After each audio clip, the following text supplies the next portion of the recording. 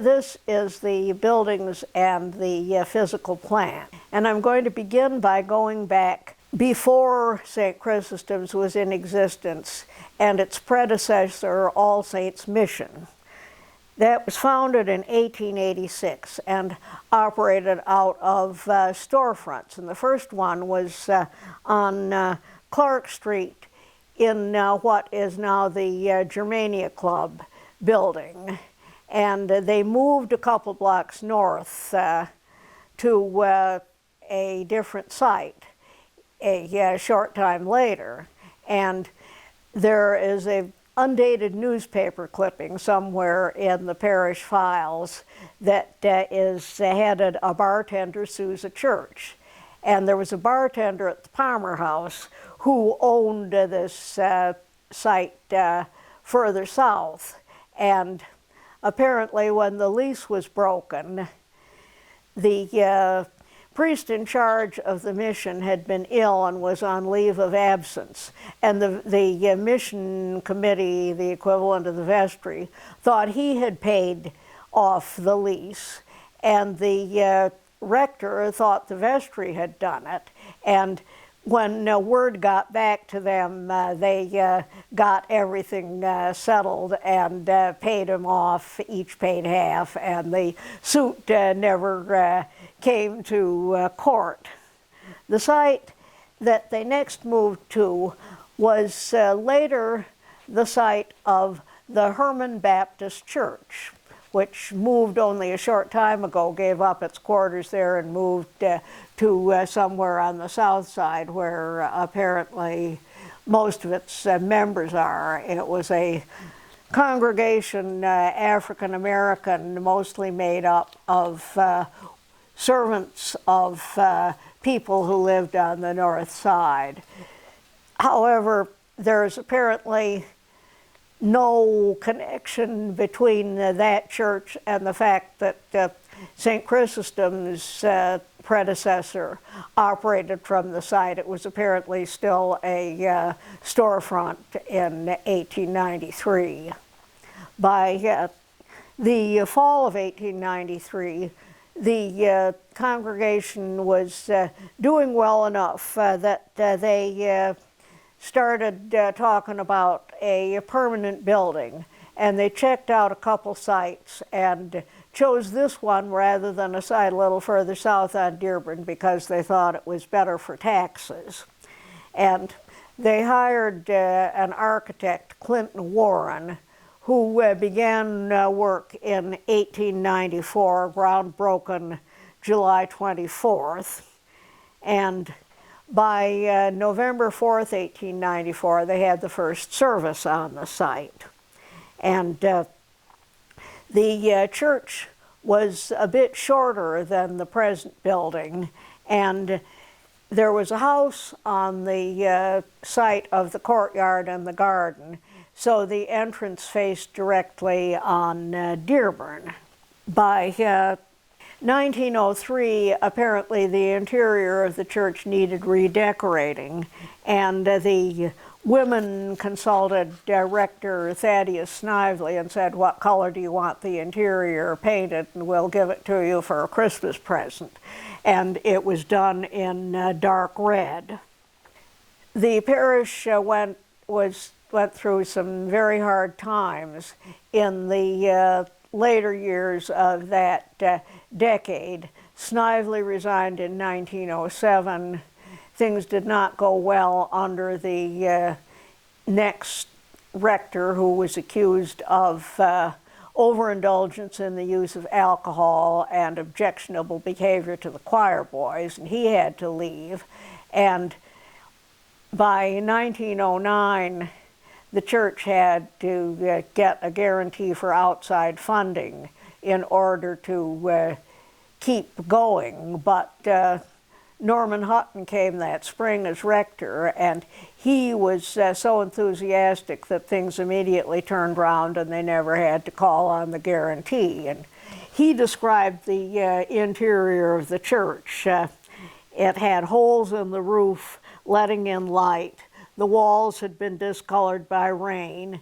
The only means of illumination was gas, and the piles holding the sanctuary had sunk. And at the very first vestry meeting he attended, one of the members agreed to pay for the repairs, and they redecorated the church in gray. The church had bought a parish house at 1344 North Dearborn, a block south of this, to be used as a parish house, but it doesn't seem to have worked very well as such, because the Sunday school and the Women Guild were meeting in the church basement in 1912, and they wanted additional parish house space. So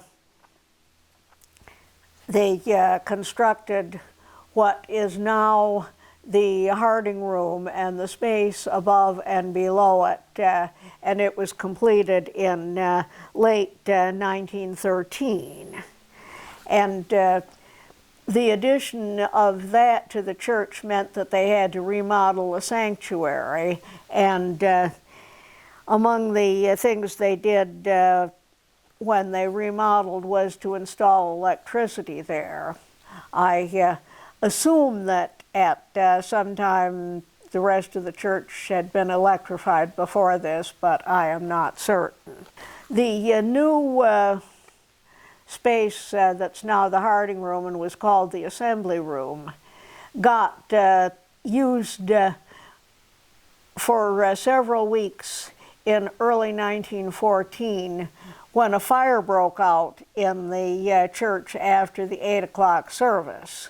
And that was in February, and it took them till April, Easter time, for the church to be repaired and able to be used again. By 1917, they were talking about enlarging the church, but just at that time the U.S. entered World War I, so it was not a good time. After the war ended, Norman Hutton was pushing heavily for expansion of both the church and the parish house, and the vestry were cautious because they were afraid that they'd start the program and Hutton would accept a call to another parish. And when he agreed that he would stay on until the conclusion of both remodeling projects, the vestry approved. And they had bought the house at 1420 for use as a Sunday school and the rector's study in about 1916. After the war, they acquired the house at 1416, where we are now sitting, and 1414, the house directly south of it, and converted them into one building that would be office space and housing, and connect this to the church by the structure that houses the cloister, the gym, and the present guild room. And this overall plan was designed by a parishioner, Edward Bennett, who was also an architect. At one time he had been a partner with Daniel Burnham. And Bennett did not do the detailed design.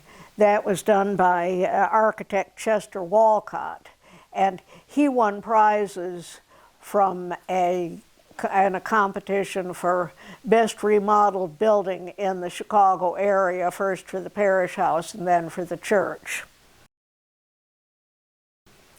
The parish wanted to begin the parish house project first because they wanted to have begin outreach activities as soon as possible. And I think it's rather nice that they thought that was more important than having more space in the church. And by 1923, the work was completed with the courtyard and the garden and the outdoor pulpit. And the dedication service was held in the courtyard on April 29th. 3 different people preached sermons at that occasion, so it must have been quite a lengthy program. And fundraising for the church began later in that year, and they began construction in Easter 1925. Once again, they moved out of the church. This time they had services in the gym, and returned to the building in November 1st, All Saints' Day. They kept the beams and the arches and the arrangement of the windows from the previous church, but they extended it some distance. I think the original church ended at about where the last pews are in the present church, and they had the entrance moved to face the courtyard and the garden. The work on the church in 1925, the tower, they wanted to install the tower, and there was some talk about could you call it a bell tower if there weren't going to be any bells in it. And this was discussed at a vestry meeting, and somebody said, in effect, hold off, may not need to worry about this. And sure enough, by the next meeting, Crane announced that not only was he going to give the tower, but he was going to give the carillon. This was the first carillon in the Midwest, and was a source of great civic pride to the area, and there were lots of write-ups on it. The bells arrived in early spring, and a man from the foundry in England where they had been cast was supposed to be present to supervise the installation. Well, he had come over from England, and the bells arrived, but he had not yet got into Chicago.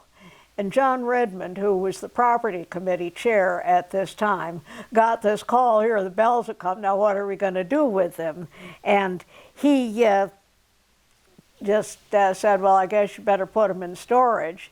And they didn't know whether they were going to come. The Daily News wrote this up in a story, and maybe they won't be here for Easter. And the next day, the man from England arrived. He had apparently been taking his time on getting there and had stopped off to see other carillons in the East before he came. And he arrived, and John Redmond welcomed him with open arms, and the work began, and it was installed by Easter 1927, April the 17th. Their years of the Depression, there wasn't too much done in the way of additions to the church fabric. But we did have the essential panel with the that was given by Dorothy Williams in memory of her father, Bernard Eckhart. And she chose the Ascension because her father had died on Ascension Day some 6 years before the dedication.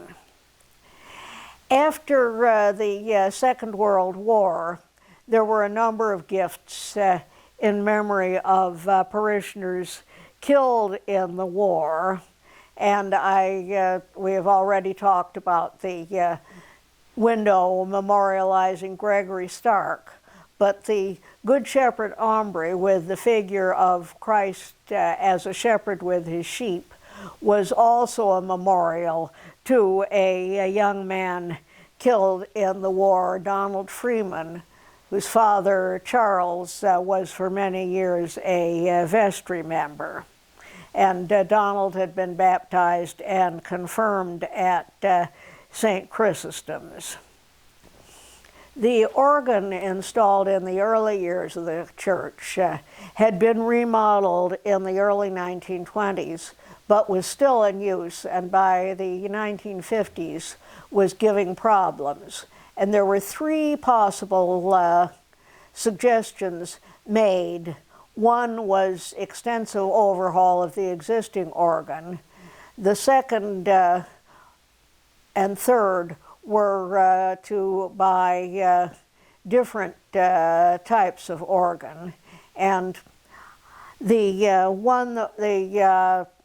option that was chosen was to get a Casavant organ. And this was the least expensive and could be installed the fastest. And so probably appealed to the rector and vestry. But I had heard comments in later years that Harold Simons, the organist, was a nice guy and wanted to go along, and that either the other type of new organ or remodeling the original organ would have done much better. However, they did go with the Casavant.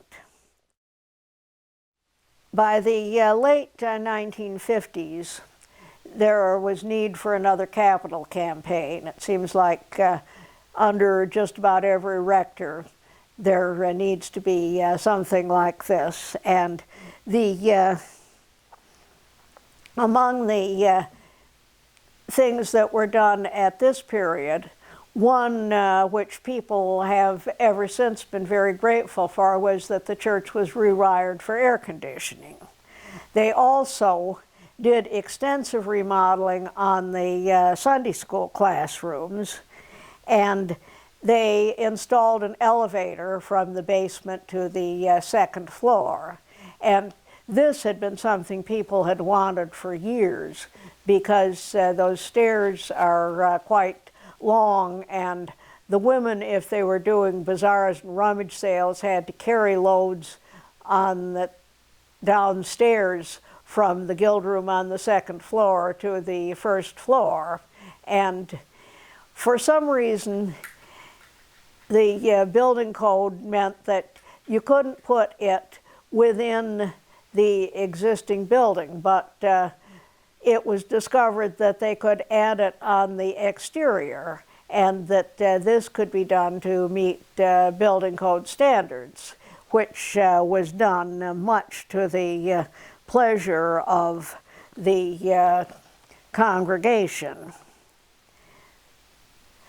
There was a fire in the Harding Room in March 1966, which didn't affect the church. Services could go on, but everything had to be cleared out of the sacristy, and all the vestments had to be washed or cleaned, and the room could not be used for over 6 months. And Bob Hall had been elected Bishop Coadjutor of Virginia, and the remodeled Harding Room was available for its first use for the farewell coffee hour on his last Sunday.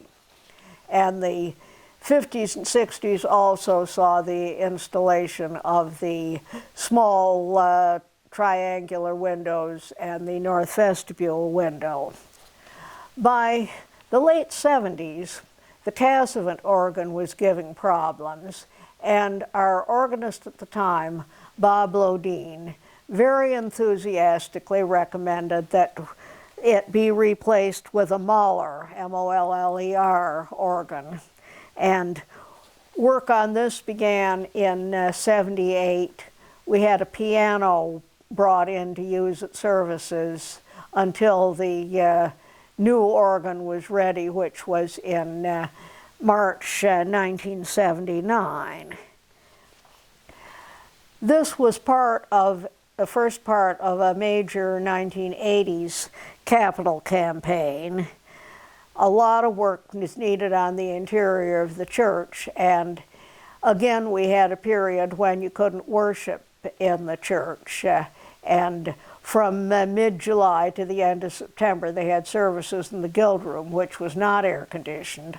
All the windows were open, and Bob Howell used to tell everybody that don't dress formally, dress for comfort, because you'll be cooler if you do.